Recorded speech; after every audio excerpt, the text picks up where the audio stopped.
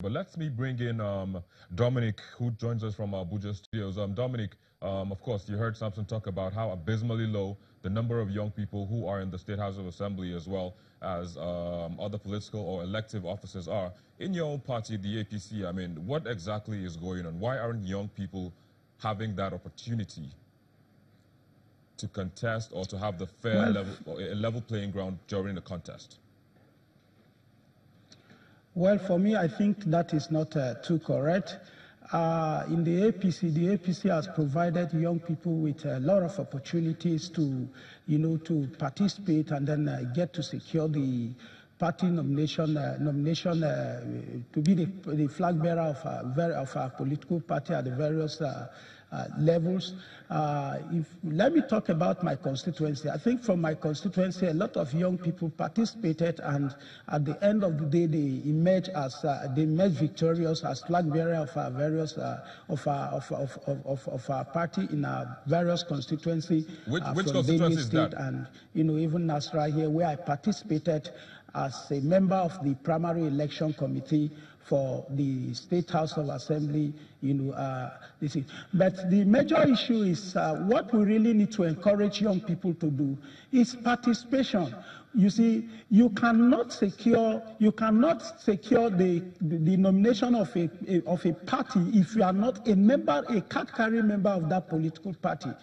Way back since 2013, when APC was registered, what we kept doing was to encourage young people to join APC, because we know that APC is going to provide us with the platform, with a platform where we can find, expression to our dreams. So I think what they need to do further, especially from the not too young to run angle, is to, with 2023 in view, is to encourage young people to join political parties so that they can actively participate.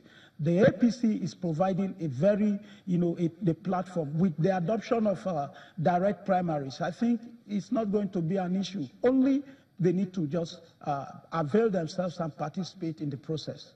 All right, let me bring back Julian into the conversation. Julian, I mean, talking about the next elections, which is 2023, one of the key issues that has been raised has been the issue of funds, as well as structures. I mean, what should young people be doing, so to speak, now to build that base, the structure as well as finance, so that they can be able, apart from just joining political parties, to compete with the hegemons, according to Samson, of political parties in the country?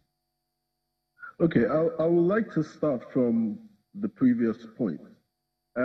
If you go to a party primary, as I saw one or two across Lagos, during the last couple of weeks, the people that actually belong to these parties that have voted are actually young people. They're not 70, 80-year-old people queuing up in the line to vote for or to stand in front of somebody's picture or to select a candidate. They're actually young people. The problem here, particularly with the major parties, is the cost of convincing those people, okay? Maybe a direct cost or an indirect cost, and young people do not have that. The difficulty with young people, even in the next election cycle, is having a consistent message carried by multiple people. Young people will struggle to get anywhere within the two main political parties, but they would also struggle to get anywhere by only announcing their candidacy 3 weeks before the primaries and expecting 4 months before the general election to be elected into office. It's going to be really difficult. If the young people want to really engage in politics, and I'm talking about the young, it's going to be a new elite, call it that. They would have to have a 36-state strategy. They would have to have people competing for positions in every locality, for every office, 3-4 years ahead of time, so that their message, whatever the philosophy of their party is going to be, is being carried around and it is being absorbed by the populace. They will have to create their own party structures. They will have to probably want to challenge one of the two major political parties. So if you're going to have 19 parties that attracting young people, that message is not going to go anywhere. You've got to have one or two parties emerge they will have to be serious about campaigning 3-4 years ahead of any election cycle. And they will have to do it through multiple voices, not just the one person that emerges as their presidential flag bearer or whatever the case may be. So that's the way I see things changing. But right now, young people are the ones in the primary selecting the candidates that are actually eventually old people for the two major political parties. So. All right, so let me bring in Samson.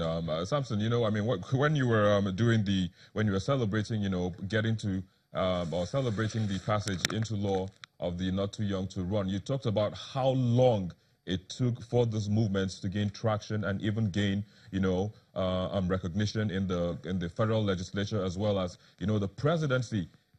Shouldn't that approach be followed? I mean, looking at 2023 as well as also the fact that, you know, the prices of forms are costly, like you said.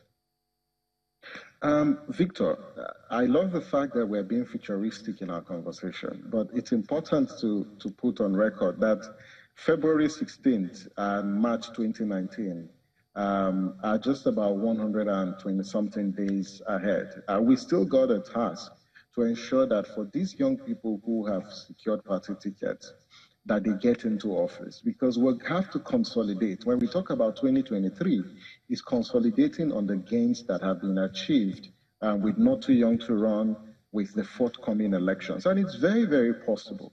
And for me, getting young people, particularly at the State House of Assembly, provides a foundation, because the natural progression will be that by 2023, those in the State House of Assemblies will come to the National Assembly.